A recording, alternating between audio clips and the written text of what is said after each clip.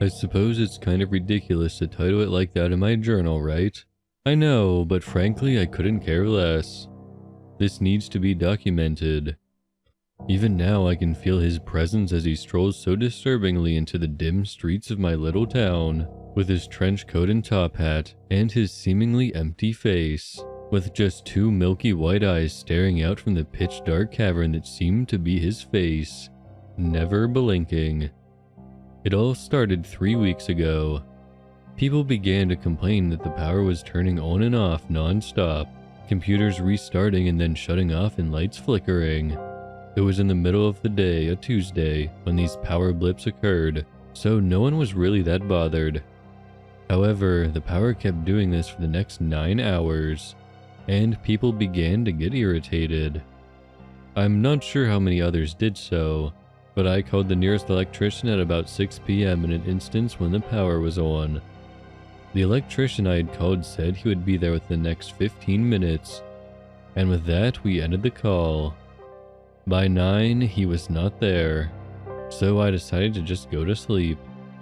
Waking the next morning, I tried turning on the lights, to no avail. Nothing worked, and even worse, there were no random occurrences when the power switched back on. It just stayed off and never came on. At about 5 p.m., I went to see my close friend Joseph Henderson, who lived across the street from me. We talked for a while, and I found that he also called an electrician who did not arrive at all. We spoke for a while longer until about 7 p.m., when we heard a scream coming from out on the street. The moonlight illuminated the outside just enough for us to see the stretch of road from which the scream came. There was a man running down the street, glancing behind him with a terrified look on his face. "What the fu—" Joseph stopped mid-sentence. As the clouds parted and the moonlight shone brighter than ever, we saw why he was running. Next to the shadow of the man, sprinting down the street, was another shadow. 2, in fact. One on either side of the man. A pair of wings like that of a vulture. Joseph and I instinctively looked up, but saw nothing.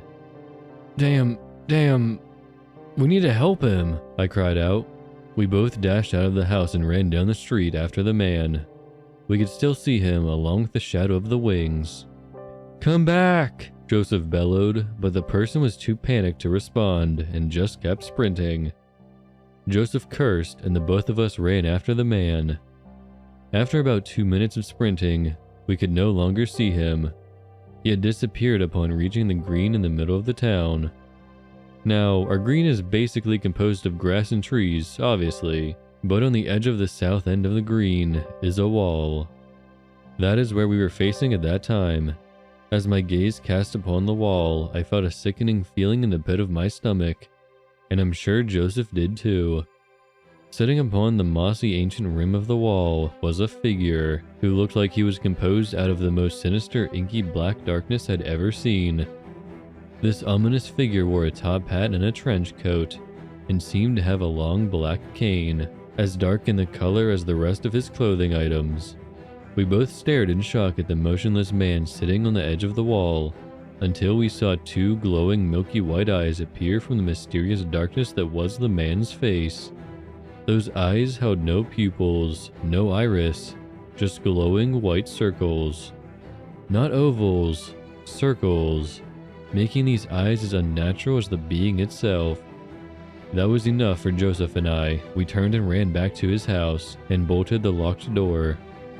Instead of resting that night, we sat there in his room, watching from his window, which had a good view of the street.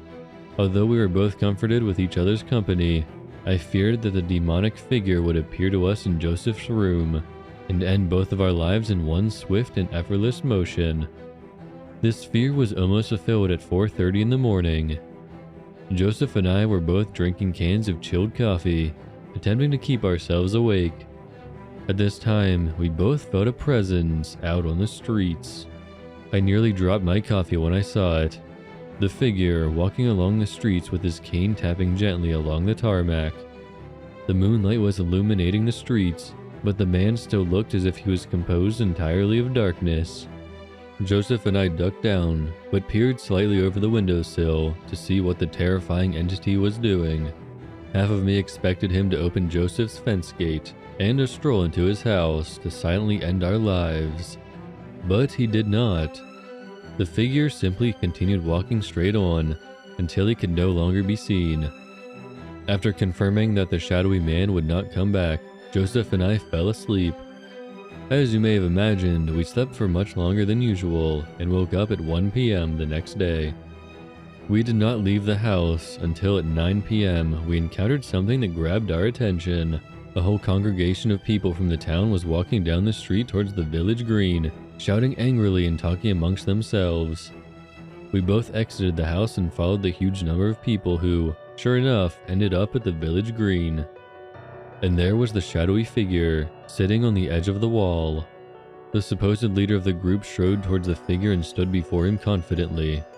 Pointing a finger, he yelled, "Why have you come here? Who are you?" Several seconds passed without the figure moving at all. The man repeated his question, and the figure's milky white glowing eyes opened. "Well, say something," the group leader cried angrily. All of a sudden, the shadow of the wings appeared, casting darkness over the man. With an ear-piercing shriek like that of a bird, the man was thrown to the ground and did not move. The other townsfolk began to panic and yelled at the figure, who sat staring with milky white eyes. Then, someone yelled an insult that caused chaos. You are the devil incarnate!" Once again, the wings spread and an almighty shriek exploded out into the night, knocking everyone down. Joseph and I turned to run. I was the furthest away from the wall, and I was able to get away. However, as I looked back, I saw Joseph lying there, motionless. I sprinted back to my house as fast as I could. It is now 9 p.m. the following day. I'm in my house documenting this event. I know that the man in the dark is coming for me. I know because he is not at the wall. He is outside my house, on the street, staring at me with his blank white eyes. I know that any minute now, I would see the shadow of those huge vulture-like wings and hear the ear-piercing screech, and the man in the dark would claim me for his own.